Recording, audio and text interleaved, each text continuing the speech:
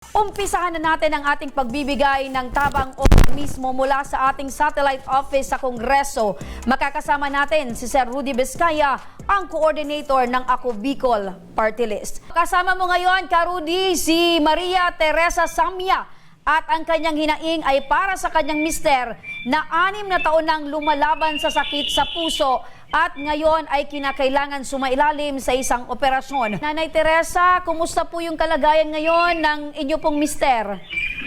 Okay naman po siya. Kaya lang talagang kailangan na po na talagang maoperahan. Kasi Opo. nga po, nahihirapan siya na minsan niya nahihirapan siyang huminga. Yun ang mga sintomas ng ng sakit niya. Opo. Nanay, paano daw po nakuha itong sakit sa puso ng yung mister? Kasi po, ma'am, ano po ito parang sa infection din. Infection. So, opo. So, meaning to say po, hindi po siya hereditary or wala po sa kapamilya niya na talagang meron pong may mga sakit din sa puso? Wala naman po. Wala. So, ang paliwanag po ng doktor ay infection. Oo. Apo. Doon daw po nagmula yun. Anong uri ng Kabayaan. anong klaseng infection daw po ito, nanay? Kasi ang pagkakaalam ng Mr. Bo, yung pag nakapabayaan, yung sa sore throat po ba? Sa sore throat. Pag napabayaan yun, hindi nagamot, yun.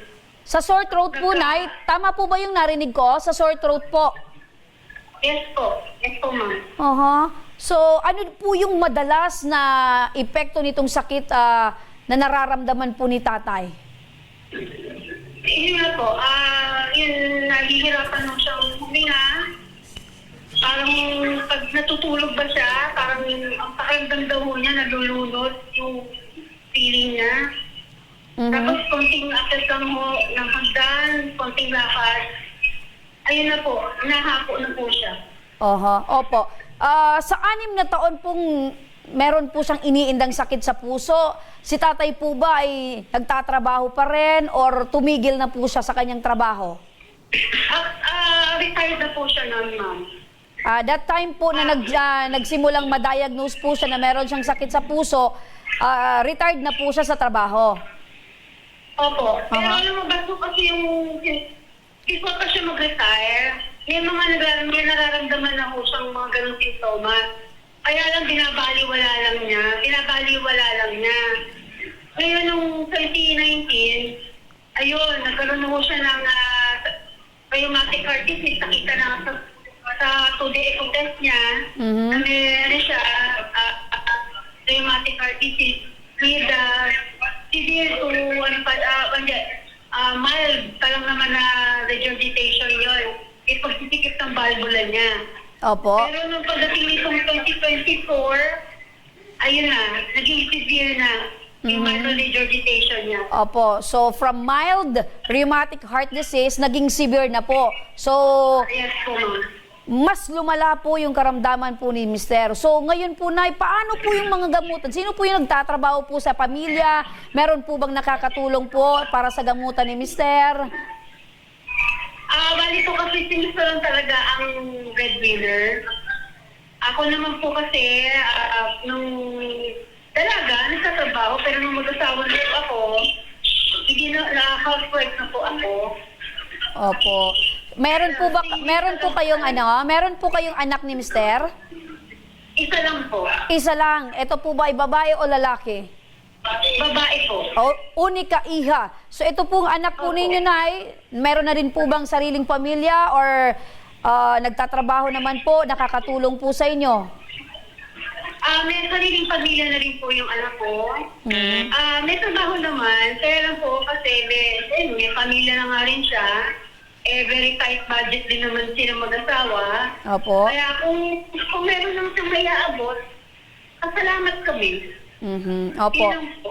So, paano yan, nay? Siyempre, parehas po kayong senior na, wala na po kayong trabaho. Paano po ninyo natutustusan yung pangangailangan? Pakiulit lang po, ma'am. Opo. Paano nyo po natutususan yung pangangailangan nyo? Gawa na meron din po kayong asawang may sakit po. ganito po yun, ma'am. Kasi meron na, sa ngayon po, ang inaasahan po namin mag-asawa, yung kung kanyang pension,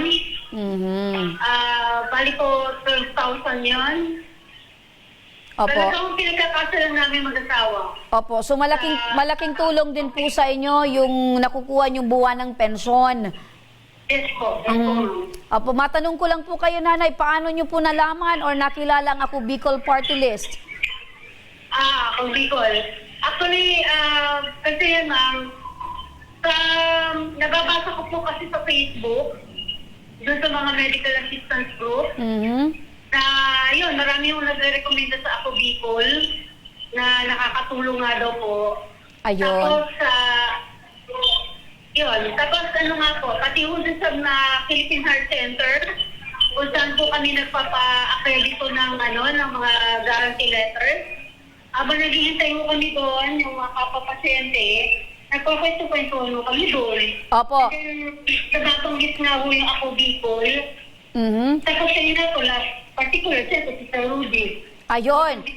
So napakalaking tulong po sa inyo na yung word of mouth na nakakarating po sa inyo na ang Ako Bicol Party List ay talagang tumutulong po sa mga nangangailangan.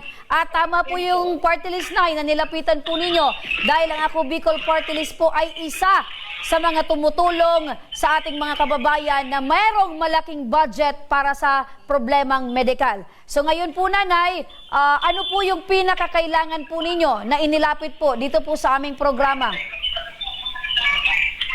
Ang hinilapit ko po rito sa programa ninyo sa Ako Bicol, kasi nga po for open heart surgery na po yung asawa ko, papalta na po yung valvula ng puso niya, malaking halaga po yung kailangan namin, kaya ko talagang lumapit po ako dito sa Ako Bicol. Hindi naman ako nabigo. Ayun. Yun na, nakilala ko naman si Sir Rudy, rekomendado siya. Kaya masaya ko ako. Ayun. So tama po yan, ay hindi po kayo nabigo dahil sa mga oras pong ito, sa pag-aasikaso pa lang po sa inyo ni Ka Rudy ay hindi na po kayo pinabayaan. Kaya eto po, nanay, si Ka Rudy, makakausap natin. Ka Rudy, magandang hapon. Magandang hapon po naman. Apo. Ito isang kababayan natin, talagang desidido talagang minagtulong sa ating tanggapan. Ito na, araw ng People's Day natin, sa pagbibigay ng tulong sa ating mga kababayan sa buong Pilipinas, hindi lang dito sa NCR. Ito isang kababayan natin to ay pinakita sa akin kanina yung kanyang dokumento para sa kanyang may bahay. Ito pala ay open sa puso. Kaya wala pa akong isang minuto, tumawag kagad ako sa ating buting Congressman Saldico at Congressman Gilbong Galon upang matulungan ang ating kababayan. Opo. So ano po yung tulong na maibibigay po ng Ako Bicol Party List para po kay Nanay Teresa para naman sa kanyang asawang meron pong sakit sa puso? Ito kagad, pinakalubang kagad siya ng ating buting Congressman Saldico ng 100,000. Ito po ang kanyang guarantee letter. Ora mismo. Ayun! So guarantee letter na nagkakalaga ng 100,000 po, Nanay Teresa, ang ipinagkaloob po sa inyo ng Ako Bicol Party List para po sa inyong mister. Ano po yung masasabi niyo po, Nay?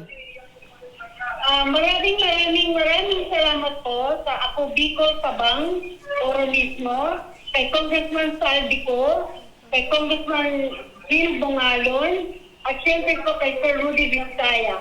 Ayun.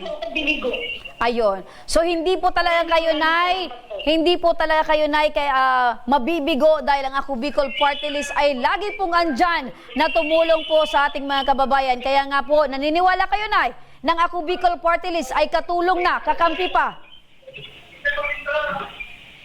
Nanay Teresa, naniniwala po kayo ng Ako Bicol Party List ay katulong na, kakampi pa.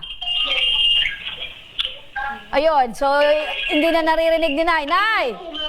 Opo, Okay lang po yan, Nay. Ang importante po ay hawak nyo na po yung guarantee letter galing po sa Ako Bicol Party List kay Congressman Saldico. Maraming salamat po, Nanay. At ang hiling po namin ay gumaling na po si Tatay sa kanyang pagkatapos po ng operasyon ay magkaroon po ng successful operation at tuluyan na po siyang gumaling. Maraming salamat po, Nay. Maraming salamat dito, ma'am. Maraming Apo. salamat po.